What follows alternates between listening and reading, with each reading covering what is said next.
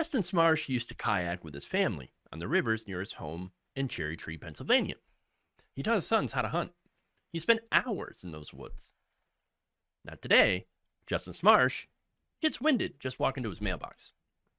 When he bends down to tie his shoes, he has to reach for an inhaler on the way back up.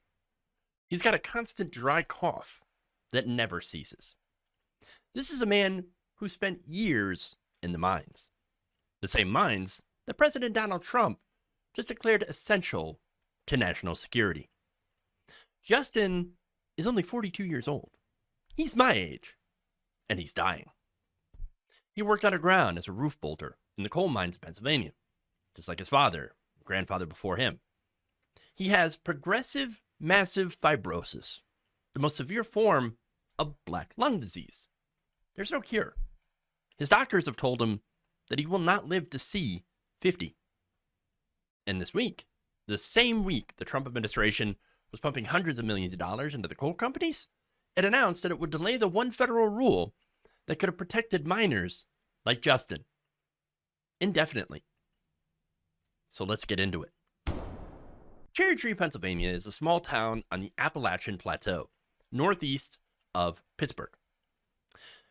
Justin Smarsh grew up there. Mining is in his blood and was the lifeblood of the entire community. And like so many in Cherry Tree, he graduated high school, got married, and then did what he needed to do to support his growing family. He went underground. He said it was the best paying job around. In fact, it still is.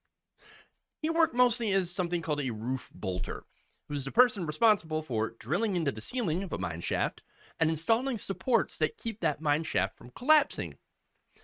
8 years he spent drilling up into the rocks, with dust raining down. And now, as a result, he can't even walk across his own backyard without needing an inhaler. In advanced cases, progressive massive fibrosis can progress to heart failure. A common cold can even send fluid flooding into your lungs, making you feel like you're drowning from the inside. A horrible way to live, and it's certainly a horrible way to go as well. And it's one that Justin didn't think would happen to him. In fact, he said, "My dad and my pap were both miners, and they didn't get it. So I thought, well, who says I'm going to?" And unfortunately, that's how this works. You figure that the job is worth the risk, and then assume that you're going to be the exception. And clearly, he was not.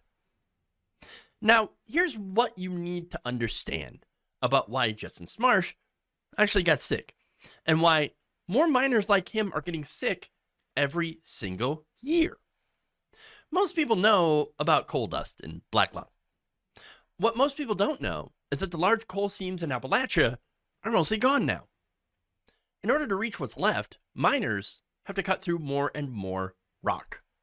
Rock loaded with quartz, which gets pulverized into crystalline silica.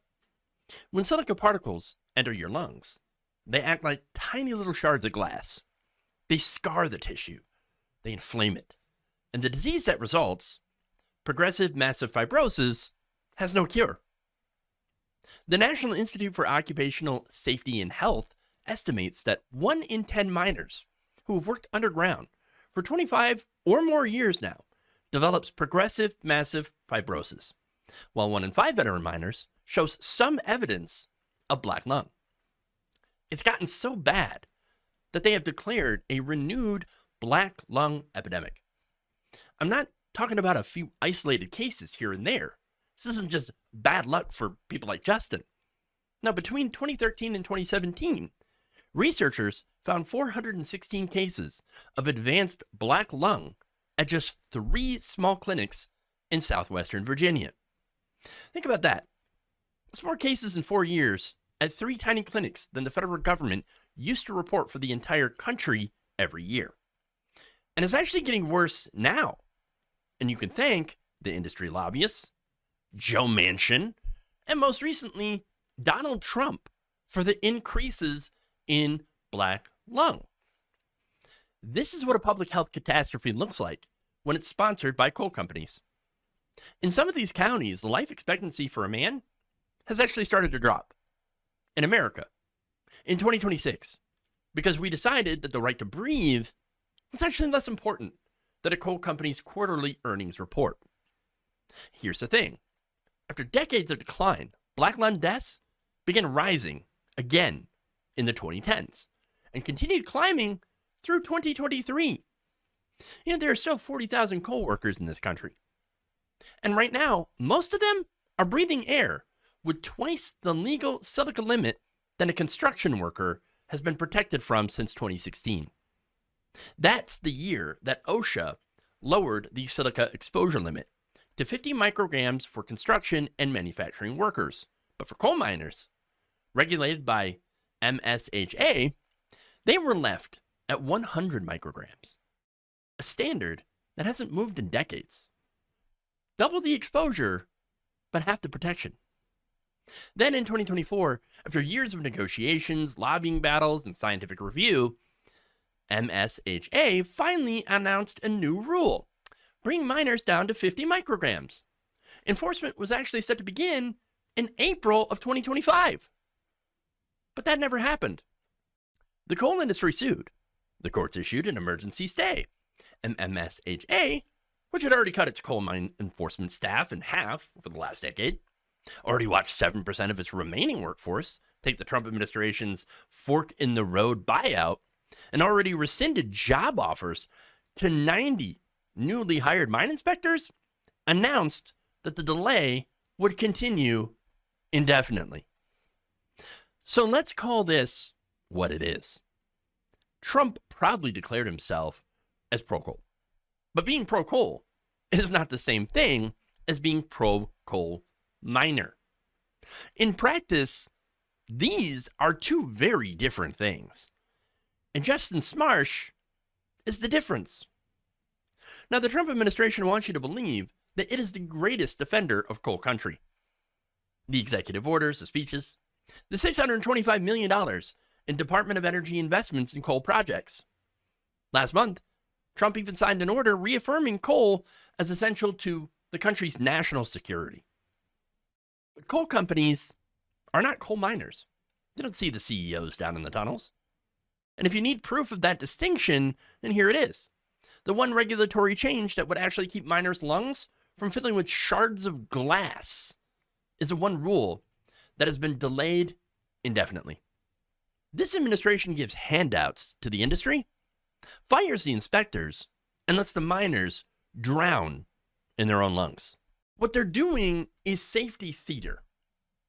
They do executive orders for the executives, while deregulating the coal companies themselves, while folks like Justin Smarsh are the ones that are paying for the ticket.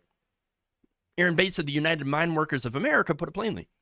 If the Trump administration actually cared about protecting coal miners from things like black lung, we'd have a strong silica rule in place right now. Instead, and I'm quoting Rebecca Shelton of the Appalachian Citizens Law Center here, they're, quote, hiding behind a ridiculous legal process to delay action while miners get sick and die. Now, Justin's 19-year-old son wants to work in the mines. Why? Because there are no other opportunities. As Appalachia moves away from coal mining, because the demand just isn't there anymore, the people lose their only way out of poverty. The jobs that would replace mining are in retail or in the service industry. These don't pay the rent. They say they care about miners, Smarsh said. But you go underground, you take in the risk to fill their pockets full. Justin and the other miners spent years working underground, while Trump and the industry spent 0 days protecting them. Justin can't walk to his mailbox without needing an inhaler. But hey, don't worry. At least the CEO's pockets are full. Now, if this story made you angry, then share it. The people making these decisions are really counting on people not to pay attention. And if you appreciated this breakdown, then like this video, subscribe to the channel, and consider supporting us on Patreon or through our channel membership program.